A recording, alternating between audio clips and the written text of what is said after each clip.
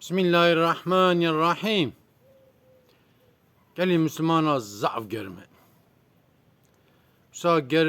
Usa germe meci mevt kele. Hele ve bölge par germe.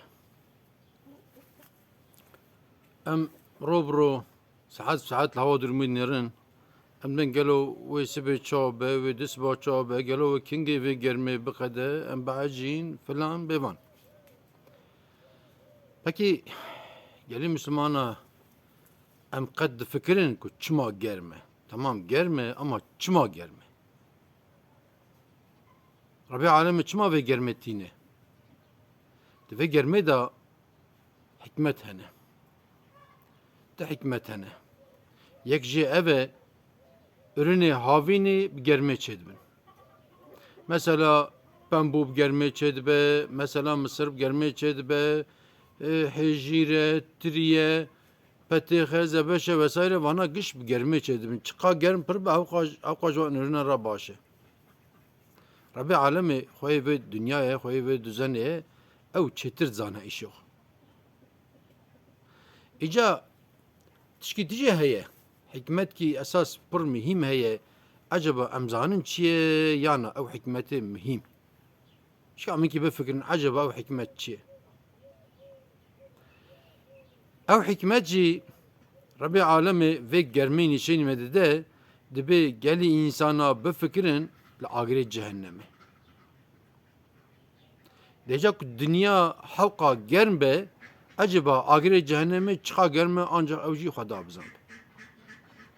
Yani ana 40 derece, 5 derece yani belki hinki 6 derece. Em bin em pijiyan, em bin em baacin. Ekul ve dünya imkani ve heye diçe dervay velatçı tatili li hendire velatçı diçe tatili efendim li günde kule, bacare kule, diçe cisi, diçe parka vesaire yahut mesela avra siye mertebene verurdune li mali pervane vetke, li mali klima vetke vesaire dibe gidi ama van hoca germ bkhede. Peki ahiret cehennemi Xuda bizan be ancak ka çend hazar derece germe.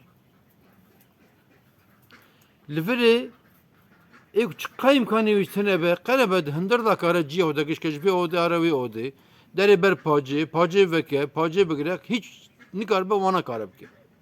Ama ahiret cehennemi da derketin tine maalesef. İca vallahi eğer ku em Şeyh bedin serihu o özellikle tam vakti nivroda ku tav tam aval asimane ku merv deri ber tav 4-5 dakika bifkire o lagre cehenneme bifkire merve ve khudi imanaka sağlam. İca gerek emjive germe ders gider.